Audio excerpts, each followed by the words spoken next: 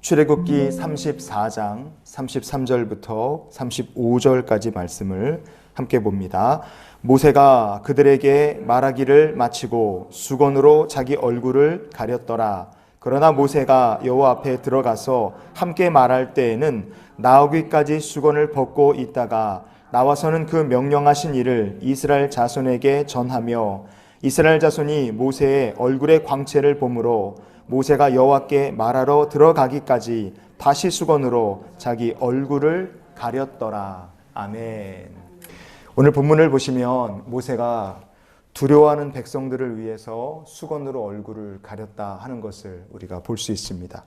이스라엘 백성은 하나님을 만나고 온 모세의 얼굴에 피부가 이렇게 광채가 나자 가까이 하기를 두려워했어요. 왜 두려워했느냐? 그들 가운데 아직도 죄가 있었기 때문에 그렇습니다. 해결받지 못한 죄가 있었기 때문에 그래요. 하나님께서 모세에게 두 번째로 돌판을 주셨어요. 그런데 모세가 두 번째로 하나님께 돌판을 받으려고 할 때 하나님께서 백성들에게 이렇게 말씀하셨습니다.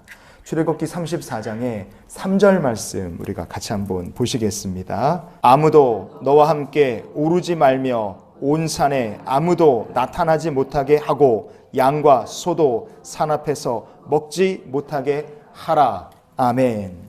하나님께서 아무도 너와 함께 산에 오르지 말고 산에 가까이 오지도 말고 짐승이라 할지라도 산 앞에 신의 산 앞에 얼씬도 하지 못하게 해라. 하나님께서 이렇게 말씀하셨어요. 왜 이렇게까지 엄하게 얘기하셨겠습니까? 이스라엘 백성들이 하나님 버리고 금송아지 우상을 만들고 섬겼어요. 그들이 그 범한 죄에 대해서 하나님께서 모세의 기도를 받으시고 일단 심판과 진노는 멈추셨지만 그들이 지은 죄에 대해서 성경을 보면 이스라엘 백성들이 하나님 앞에 속죄하지를 못했습니다. 여전히 죄가 남아있는 거예요. 우리가 범죄하고 시간이 지났다. 우상을 섬긴 일 때문에 그날에 3,000명이나 죽었어요. 그 많은 사람들이 죽은 것으로 하나님께서 속죄제를 삼으셨느냐? 그렇지 않습니다. 속죄를 받은 것이 아니라 심판으로 그들은 죽은 것이고 죄의 결과는 그대로 남아 있었습니다. 그래서 우리가 신의 산에 얼씬도 하지 못한 이스라엘 백성들의 모습을 보면 죄가 있을 때 우리가 회개하지 않고 죄의 문제를 우리가 해결하지 못하면 영광의 하나님 근처에 얼씬도 할 수 없게 된다는 것을 우리가 잊지 않았으면 좋겠습니다.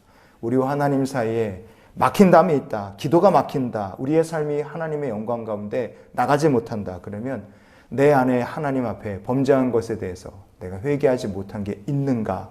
우리 스스로를 살펴볼 수 있는 주의 백성이 될 수 있기를 원합니다. 모세가 얼굴에 수건을 쓴 것에 대해서 신약성경 보시면 고린도후서 3장 13절에 이렇게 말합니다. 우리는 모세가 이스라엘 자손들에게 장차 없어질 것의 결과를 주목하지 못하게 하려고 수건을 그 얼굴에 쓴 것 같이 아니하노라. 이렇게 사도 바울이 이야기합니다. 장차 없어질 것의 결국 그랬어요. 뭐가 없어질 것입니까? 위대한 사역을 했던 모세도 결국은 없어지고 이스라엘 백성 공동체라는 그 광야 교회도 결국은 없어지고 여러분 우리의 삶 속에 남는 것은 하나님의 영광과 우리를 향하신 하나님의 사랑만 끝까지 남는 줄 믿습니다. 죄의 문제가 해결되지 못하면 이 모든 것들이 아무리 대단하고 굉장해도 결국은 인간이란 존재가 어디에 집중하게 되느냐? 본질, 핵심, 중심이 되시는 하나님이 아니라 없어져 버릴 것들, 정말 중요하지 않은 비본질적인 것들에 거기에 집중한다. 이거에 주목하게 됩니다. 구원의 핵심이 되시는 하나님이 아니라 정말 사소한 것, 시시한 것, 없어질 것들에 거기에 목숨 걸고 거기에 연연하는 행태를 보이게 된다. 이겁니다. 왜 모세는 이스라엘 백성들 앞에서 그 하나님 영광으로 빛나는 얼굴을 수건으로 가리게 됐을까? 그들이 비본질적인 것에 집중했기 때문에 그래요. 이스라엘 백성의 모습이 딱 어리석고 지혜 없는 백성이었습니다. 출애굽기 34장의 35절을 보시면 이렇게 이야기합니다. 이스라엘 자손이 모세의 얼굴의 광채를 봄으로 이렇게 말씀합니다. 봄으로라 그랬죠. 우리말 성경에 봄으로 이렇게 번역된 히브리어 본문이 버라우 이렇게 되어 있습니다. 히브리어 본문으로 보면 버라우 이렇게 나오는데 이 히브리어 본문이 성경에서 두 번째 나오는 단어입니다. 이 본문이 두 번째 이 단어가 쓰인 본문이에요. 첫 번째는 어디에 나오느냐? 첫 번째는 출애굽기 14장 13절 말씀을 같이 보시겠습니다. 모세가 백성에게 이르되 너희는 두려워하지 말고 가만히 서서 여호와께서 오늘 너희를 위하여 행하시는 구원을 보라. 너희가 오늘 본 애굽 사람을 영원히 다시 보지 아니하리라. 아멘. 하나님께서 모세를 통해 선포하십니다. 야, 너희들 뒤에 있는 사람들 보고 겁내고 두려워하지 말아라. 앞에 있는 홍해도 보고 두려워하지 말아라. 너희들 오늘 너희를 구원하시는 하나님의 구원을 보라. 이렇게 하나님께서 선포케 하십니다. 이 보라라는 말이 버라우라는 말이에요. 홍해에서 어려움을 겪었을 때 하나님께서는 이스라엘 백성들에게 사람도 앞에 있는 홍해도 말고 하나님의 영광을 보라고 얘기하셨어요. 그런데 이스라엘 백성들이 시내산 밑에서 한번 금송아지 만들고 범죄하고 이들의 믿음이 한번 크게 삐끗한 다음에 그 다음에 그들이 뭘 봤느냐? 모세의 얼굴을 하나님처럼 보기 시작한 거예요. 이게 문제였습니다. 하나님을 섬기는 것이 아니라 결국은 없어져 버릴 모세라는 사람을 마치 하나님처럼, 왜?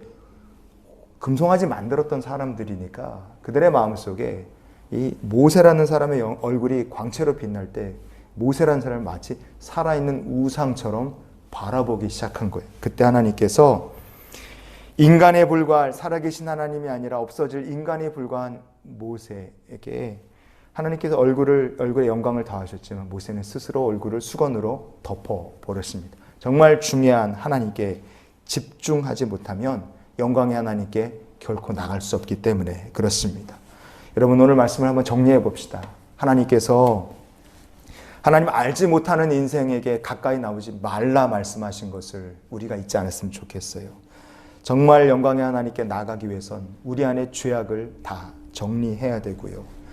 정말 두려워해야 될 분은 바로 하나님 한 분밖에 없다는 것을 우리가 신앙으로 고백할 때 하나님께서 우리가 주의 영광으로 나아갈 수 있게 기꺼이 우리를 초대하실 줄 믿습니다. 그래서 오늘 이런 기도로 우리가 하루의 삶을 살았으면 좋겠습니다. 하나님, 이 세상을 사는 동안 영광의 하나님께로 나아가게 하여 주시옵소서. 모세가 수건으로 얼굴의 영광을 가려야 했던 것은 하나님을 제대로 알지 못했던 사람들의 영적인 무지와 죄악 때문이었습니다. 하지만 모세는 하나님을 뵙게 됐을 때 얼굴의 수건을 가리지 않았어요. 영광의 하나님을 만나 뵙는 것, 그 하나님과 동행하고 교제하는 것은 모세뿐 아니라 우리가 또한 누리게 될 영광이고 축복이기 때문에 그렇습니다. 모든 사람들이 하나님의 영광을 보게 하여 주시옵소서. 이런 소망으로 오늘 한날을 살고 우리 가정 식구들 모든 자녀들이 하나님의 영광을 보는 주의 백성이 되게 해 주시옵소서. 주님과 함께 기도로 동행하시기를 예수님 이름으로 축원을 드립니다.